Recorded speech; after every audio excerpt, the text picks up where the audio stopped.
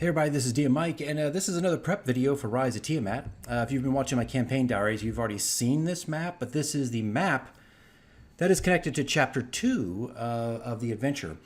Now, of course, you can buy this map from Blando directly, or you could just kind of draw it out on a battle map.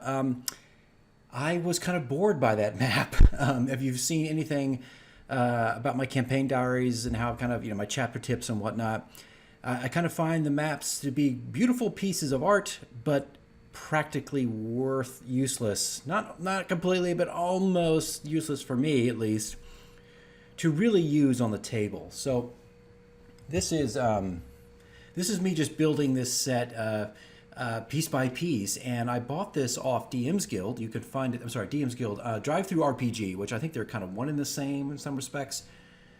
But I bought this isometric set.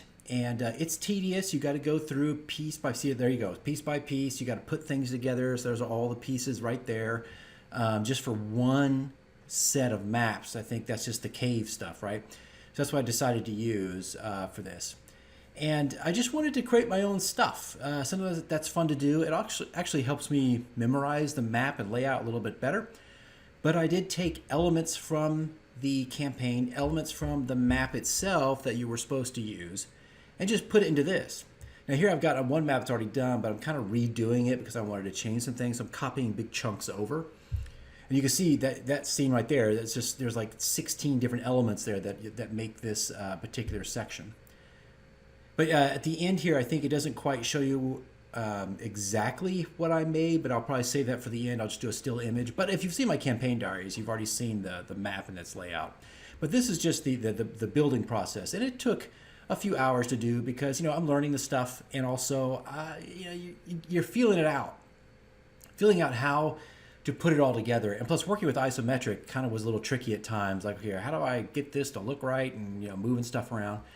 But anyway, I think I got off track. But it's DrivethruRPG where you can find this stuff. And he's got a Patreon, and for the life of me, I'll put something up because I can't remember it right now, his name. But isometric maps, you can probably Google it really fast or just search for it on the DrivethruRPG, and you'll find it pretty quickly. He has a very distinct style. But I felt like I just wanted something different. Sometimes I like to change things up in my games, really for aesthetics. It just makes things look a little bit more interesting. Suddenly the characters who are used to maybe playing Tabletop Simulator come in one night, and suddenly I've got this 2D isometric. And everybody's like, oh, cool, what's this? And it just kind of, it changes the mood for that evening. So, one little thing I've probably said in my other videos, change your aesthetics. I know we get used to certain things, and some things work really, really well. But if you can, and if it's fun, and it's just for one night, I would highly recommend just change things up every once in a while. Oh, there it goes. A classic. If you've watched my videos, I always forget to turn off my phone. And it doesn't matter. No one's contacted me all day today until I hit record on this freaking video. Okay, so here I am. This is, obviously, I'm using Affinity Pro. I've moved away from Photoshop. I've said this before in my other videos, but I got tired of doing monthly payments. So, so far, Affinity Pro is working really, really nice.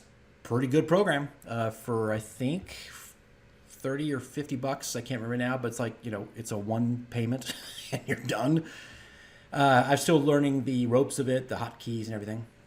But anyway, I took elements of the original map that came with the adventure and kind of discarded a lot of those empty rooms and just focused to get down to the core of the adventure, which is finding Maketh and, of course, having the encounters.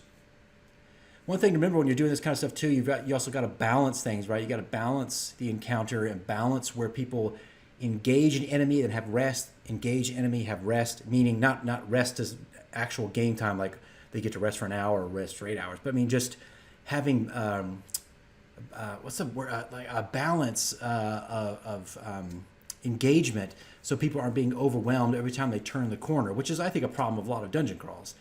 So I tried to take away some of the encounters so it's not so freaking overwhelming, everything you do. So we're nearing the end of the video. Unfortunately, I did not record the entire process because I actually went back and changed the map pretty significantly. A few details here and there, and I think I'll show you the last two images here are the top layer and the second layer in the layer. So let's go ahead and transition here to the first image. All right, there we go. That is the final image for the map. Maketh's there on the top right, and the entrance to the layer on the top left, kind of side by side. A lot of fun to do. Took about 4 hours to do, mainly because I was still learning the software. And here's the second portion. This is the final. This is underneath all that. This is where they met Arathator and got the spell books and got the heck out of Dodge. But that's it, guys. That's all I got for you. More prep to come as I unfold this adventure day by day. All right, guys. I will see you in the next one.